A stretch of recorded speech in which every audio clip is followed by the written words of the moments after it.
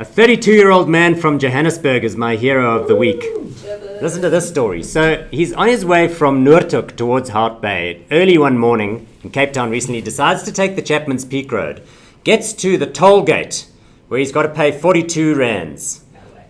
And he's thinking, like all good Joburgers who faced with the prospect of an e-toll, he sinks into his chair and gives it the gunners. Phew.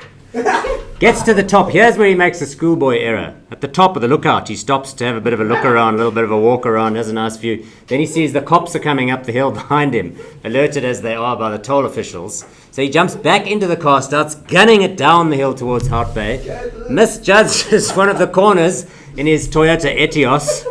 Nice car, Brew. Over the edge, 300 meters down. They can't see the they can't see the car from the top of the road. So then NSRI gets involved. They shut the road, of course.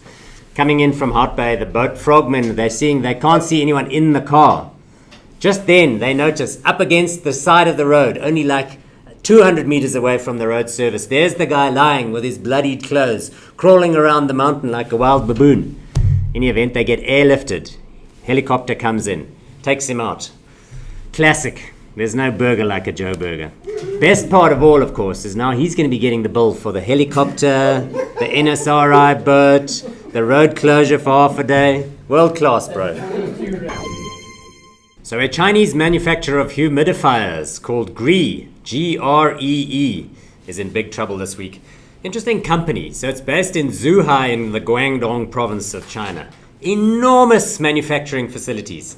In fact, it turns out that if you've bought a humidifier in the last decade, it's very likely to have come from that particular factory, because look at this list of brands that they've sold under.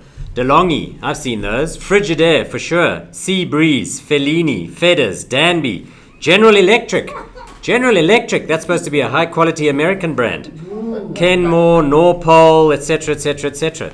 Anyway, all of them recalled this week. Why? Because the humidifiers from Grees have been found to burst into flames after smoking heavily. Well, I don't know. I mean, that's quite a world-class outcome. Setting the house on fire, that's a good way to reduce the moisture content of the air. Right, the unabridged birth certificate saga rolls on. I don't know, the rules are supposed to be changing, but I don't know if they exactly have yet. So foreigners coming in, got to have them for the kids. People from here going out, sort of probably need to have them in case dad, mom, whatever. This is the thing. The rules don't make any sense. That whole human trafficking thing was always a bogus, statistically invalid finding. According to industry research, for the last calendar year, June 2015 to like July 2016, there were over 13,000 people denied access to planes flying into South Africa because the desk clerk found that they didn't carry the unabridged birth certificate for the kids. And according to research done again by the industry, the average foreign tourist who's flying into this country for a high-end holiday at safari or whatever is spending on average 13,000 rands a day.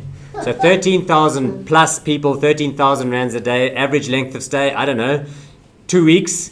That's over 2.5 billion rands worth of lost tourism industry revenue. Wow. The uncertainty continues. So it turns out that McDonald's frowns upon worker-initiated menu alterations.